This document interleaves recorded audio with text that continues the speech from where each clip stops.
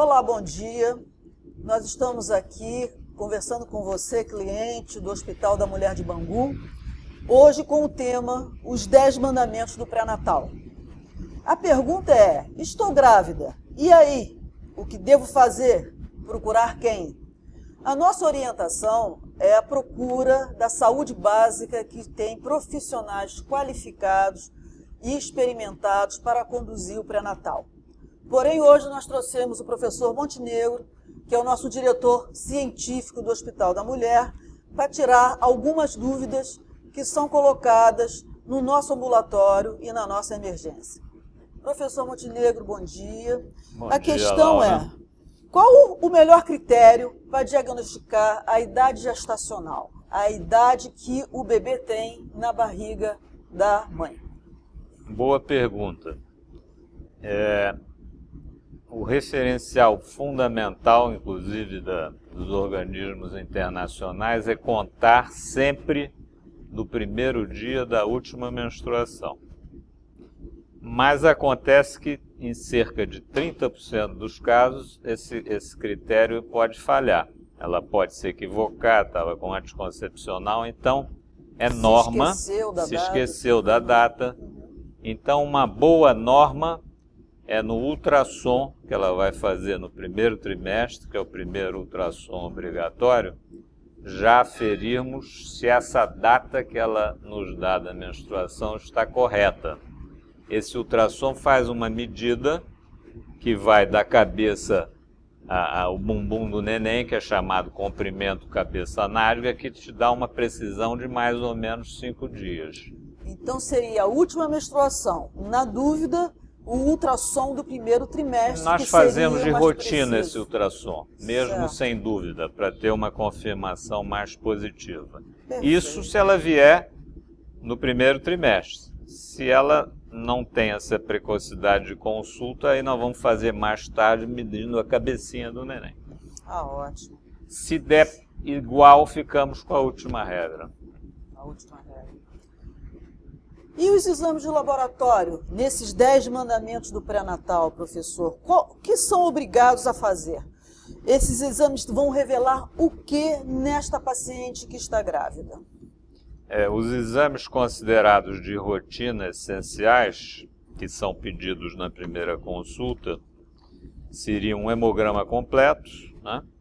Avaliação de hematócrito, hemoglobina para ver grau de anemia, que é frequente na gravidez, uma glicemia de jejum, que é a medida dos níveis de açúcar, para ver se ela tem um diabetes que anteceda a gravidez.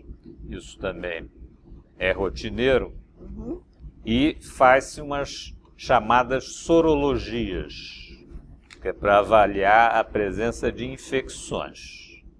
As sorologias hoje obrigatórias pelo Ministério da Saúde são toxoplasmose, que é uma parasitose, um protozoário, sorologia para sífile, também é fundamental, HIV, que não é compulsória, tem que haver um consentimento informado, e hepatite B.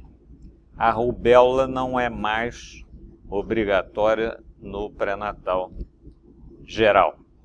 E esses exames têm uma data específica para serem realizados? Esses exames são todos no de primeiro trimestre, esses que eu citei. Certo. Alguns são repetidos mais tarde, por exemplo, anemia, para ver se pode se estabelecer mais tarde. Mais tarde nós vamos avaliar melhor o chamado diabetes, que só ocorre na gravidez, entre 24 e 28 semanas, mas esses consulta pré-natal são no primeiro exame. E isso enfatiza cada vez mais a necessidade do acompanhamento do pré-natal. Porque os exames podem estar normais no início e terem alterações durante a gravidez. Exatamente. E aí é necessário esse tipo de acompanhamento. Pelo menos quantas consultas seriam necessárias? Umas 8. 8. Diz o Ministério. Eu acho que uma rotina ideal seriam consultas. Ela faz a primeira, volta com 1 mês para ver o resultado dos laboratórios.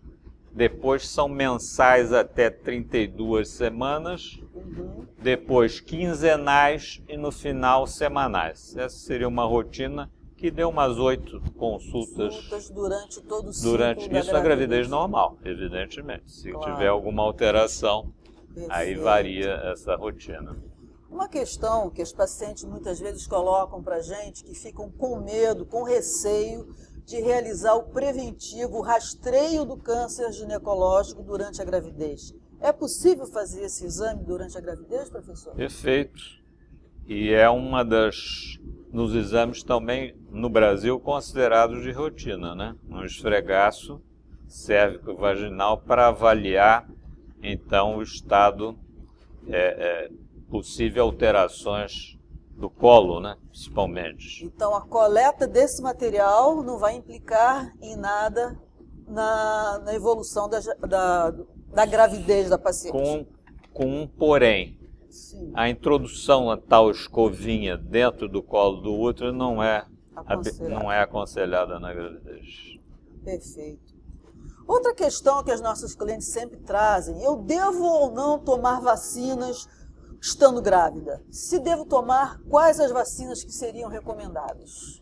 Todas as vacinas com vírus vivo são evitáveis. Vírus vivo. Às vezes a rubéola, por exemplo, é das mais citadas, né? Mas a rubéola hoje, ela já está, toda a nossa população de mulheres imunizada. Com 98% a última campanha, então por isso que ela não é mais nem. Inclusive, certos organismos deram o Brasil como um órgão, país que não circula mais o vírus da rubéola. Mas, se acidentalmente uma mulher for vacinada para rubéola, mesmo seja um vírus vivo proibido, não é indicação de interrupção da gravidez, porque nunca foi detectada uma infecção congênita por vírus da rubéola. Agora você me perguntou quais as vacinas indicadas. São duas obrigatórias: gripe, inclusive os sazonais A e B do ano, mais a suína, e a tríplice bacteriana, que é tétano, difteria e pertussis. Pertussis é a chamada coqueluche. Outra questão que os pacientes colocam para a gente é sobre vitaminas e complementação alimentar ou não nesse ciclo grávido puerperal. Na gravidez, no pré-natal, o que o senhor recomenda, professor? Com orientação de nutricionista para ver o peso que ela tinha antes, quanto ela deve engordar, porque há tabelas que referenciam o peso pré-gravídico em relação a quanto ela deve aumentar de peso. Quer dizer, uma nutrição balanceada. A única recomendação de rotina na gravidez de suplementação se chama ácido fólico. Esse elemento é fundamental para evitar malformações do sistema nervoso central do bebê. Então, o ácido fólico é universal. Com um detalhe: ele tem que ser começado 3 meses antes da gravidez e, no mínimo, 3 depois. Então, a gravidez tem que ser planejada. Ela não pode, de repente, estou grávida 8 semanas, o ácido fólico já é tarde. Então, o ideal, nessas mulheres em idade de conceber, já haver uma suplementação. Ter uma programação ou já entrar na sua rotina uma suplementação de ácido fólico. Ok. Uma questão que as nossas pacientes costumam colocar é como seria essa questão da movimentação do bebê na barriga. É importante isso? Porque muitas vezes chegam no nosso ambulatório, meu bebê não está mexendo. É uma impressão que elas têm algum mecanismo, elas têm alguma ferramenta para avaliar essa movimentação fetal, ou seja, é importante e como avaliar isso? Engraçado.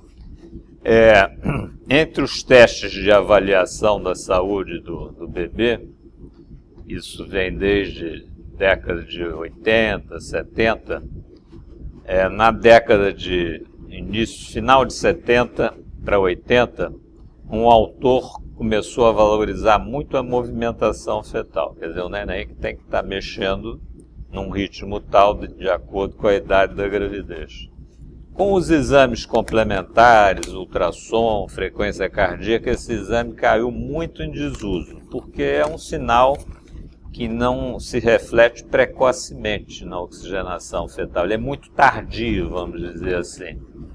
Mas eu tenho me surpreendido com uma literatura mais recente, principalmente canadense, revigorando a avaliação dos movimentos fetais no seguinte termo: a senhora está grávida, a senhora está com 26 semanas é uma época que nós chamamos de viabilidade. Então já poderia se interromper uma gravidez para salvar um neném que não viesse bem. A senhora não precisa contar, não. A senhora observa a partir de 26, todas as mulheres. Se o neném está mexendo direitinho todo dia, não precisa contar. Ah, doutor, acho que ele está parando, mexendo menos. Aí a senhora conta em 2 horas. O movimento dessa criança durante 2 horas. Se tiver menos que 6, a senhora liga para o médico e fala: ó, o meu neném realmente está mexendo um pouco. Aí ele vai acionar exames especializados. Então o parâmetro seriam 6 movimentos fetais no período de 2 horas. 2 horas, que é a rotina canadense. Existem outras. Certo. Essa é uma rotina que está mais em moda. Então ela deve ser conscientizada. Por quê?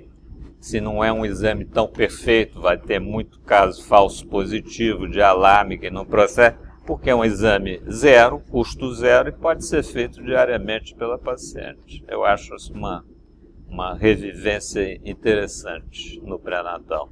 Perfeito, professor. Gostaria de saber do senhor, agora já finalizando essa nossa conversa para as nossas clientes, se o senhor teria alguma sugestão, se o senhor teria alguma informação complementar que gostasse de passar para as nossas clientes do pré-natal do TV Marisca. Eu acho que tudo começa num bom pré-natal.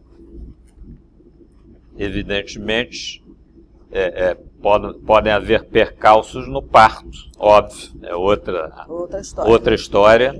Mas se não começar bem num pré-natal, eu acho que a solução não será a mais adequada. Então eu acho que o pré-natal não só é a época para avaliar esses exames e ver como é que caminha a saúde da mulher e do neném, também para um relacionamento médico-paciente, né? Muito importante de ser construído. Construído se for em hospitais em que o parto não ocorre com o próprio médico do pré-natal, não há essa possibilidade. Mas na clínica privada, então, isso é fundamental, né? Esse relacionamento, já explicando como é que é entrar em trabalho de parto, hoje essa questão de cesariana, que é muito discutida, como procurar o hospital, quando procurar, isso aí seria uma outra conversa, mas essas fases latentes do parto, que ainda não é trabalho de parto, aquele negócio de partograma está mudando tanto, mas isso é um assunto assim, mais complexo para outras oportunidades. Como vocês estão observando, o assunto é longo, complexo, nós temos ainda outros tópicos, outras informações a tocar, que nós vamos ter a oportunidade de conversar com o professor Luiz Guilherme, que é o chefe da obstetrícia do hospital, e com o professor Pedro, que é o chefe do psicossocial sobre os aspectos emocionais. No momento eu queria agradecer muito a participação do nosso diretor científico, professor Montenegro, e recomendar mais uma vez a importância do pré-natal para vocês, mulheres do nosso hospital. Um bom dia e obrigada. Obrigado.